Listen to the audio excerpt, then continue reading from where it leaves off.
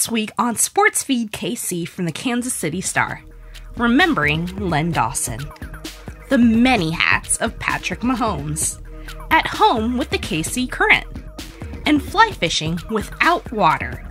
The feed is next.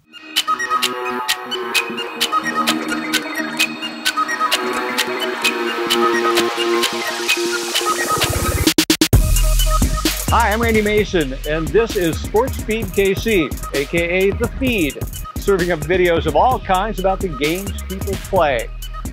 I'm at the KC Current Training Facility, the new place in Riverside that is actually the first of its kind ever built for a professional women's team.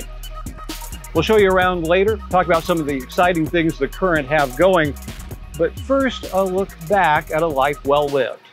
Len Dawson passed away in August. His funeral was held in September, and it's amazing how many memories number 16 left behind. Here are just a few. Well, I've had a great life. You know, you ask somebody else, would you like to have the life of Len Dawson? Never had to work in his life, basically. And that's been me. So I'm just going to keep on tricking those people out there. I don't think anybody can ever stop reminiscing about Len. There's just too many stories. And it's hard to talk about him and not get choked up and teary-eyed, because when you thought of Kansas City, you thought of Len Dawson. Anyone who watches or follows sports could tell you that there is a magical age, just when a young child reaches the age of reason, somewhere around 6 or 7, where your sports icon is Superman, where there is nobody cooler on earth. For me, Superman was Len Dawson. You know, they say that one of the ways you can measure the greatness of someone is, could you write the story of what they did and leave out their name? Well, if you talk about Super Bowls and you talk about NFL history, you talk about Big Ten history, you couldn't do it. Len Dawson's name would have to be included every time. Think of all the kids that grew up here and their first idol, first person they ever recognized was Len, and that number 16. Followed him in the Super Bowl, sat in the Wolfpack at Municipal Stadium cheering him on. Maybe they got an autograph from him at one time. I would be on the farm on a Sunday afternoon with a 16 shirt thinking I'm Len Dawson. And so the respect and awe was always there, but you can't work like that together. And so I had to get by that. But I do think there was mutual respect. I think Len saw the way that I prepared. He saw the way that I wanted to learn, always asking questions about learning the game of football, as well as learning the art of broadcasting. And I think that won him over. And so that set off, again, an immediate chemistry and mutual respect that it's just fun to work with him. It's almost like a quarterback and receiver working together. As many of you know, I'm a Pittsburgh kid. So some of my best stories were just sitting with Lenny late at night and talking about his days with the Steelers and his days with the Browns. And the Bobby Lane stories he shared were things that I will pass down to generations of Donovans. And it's a tribute to a great person, a great player, and then all he did in your profession there. Very seldom are you a Hall of Famer in two different things. But he had a wonderful life and really took advantage every day he had on earth here. It's a world without Len Dawson. Here we are.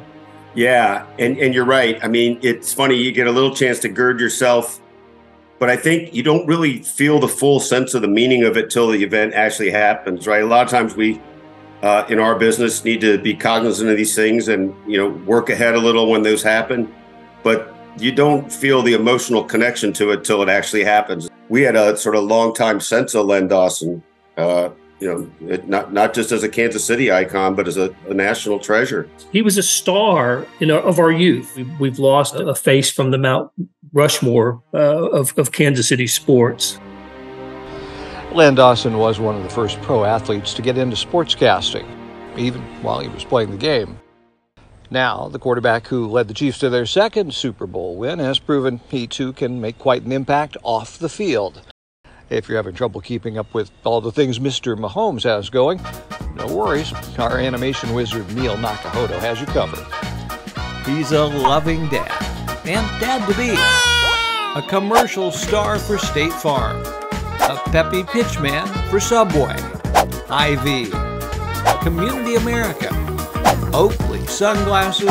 Bose headphones. Head & Shoulders. And unofficially, Whataburger. Not to mention a co-owner of the Kansas City Royals and Sporting KC. He's even an avatar in one of his favorite video games, Fortnite. We at The Feed take our hats off to a man of many hats, Patrick Mahomes. Patrick isn't the only Mahomes that's been busy this summer. You know, his wife, Brittany, is one of the co-owners of the Kansas City Current, now in their second season. In fact, this summer, they went unbeaten in 13 straight matches. This place probably has something to do with it. The 17,000 square foot complex, built by a woman-owned construction company, has 3 practice pitches, great workout facilities, and places to rehab injuries, and to sell tickets, especially for the new stadium that's on the way. Groundbreaking in Berkeley Riverfront Park is set for October 6th, with completion in time for the Current's 2024 season. Hey, while we're talking women's sports, gotta shout out the KU volleyball. For the first time ever, the school retired 2 of their best players' jerseys. Both Anissa Havili and Kelsey Payne have taken their skills to the next level, playing the sport internationally. But as Gary Bedore wrote, they were thrilled to come back and especially to receive the honor together. Rock chalk indeed.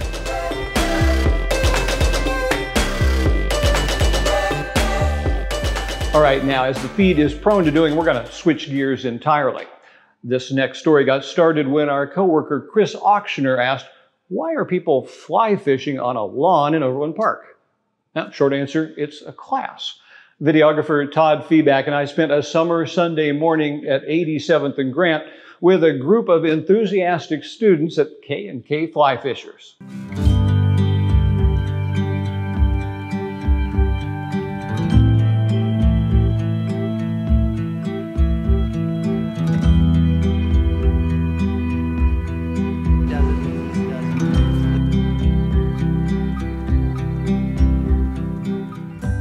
I love teaching people how to fly cast. Sunday morning, bringing people out, something they've never, they don't have any idea how to do, and teaching them to be able to go out on a river and catch fish. It's very gratifying. Excellent. Not everybody can fly fish.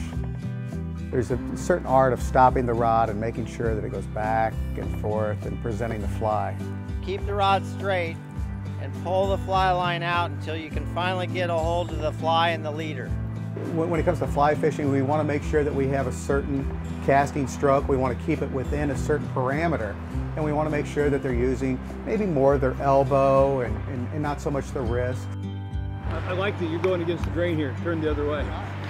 You can go to your Bass Pros or you can go to your Cabela's, and they encompass a wider range. We're strictly a fly fishing specialty shop. If we have people that'll come in and ask if we have crickets or live bait, we have none of that. Well, we think of it as a Zen kind of thing. A river runs through it. Sure. Yeah, I mean, the river runs through it did a tremendous amount of publicity for the sport. I was actually in the shop when it came out back in the day, and it was just like people came out of the woodworks. I mean, it was like, I want to do what Brad Pitt's doing. There you go.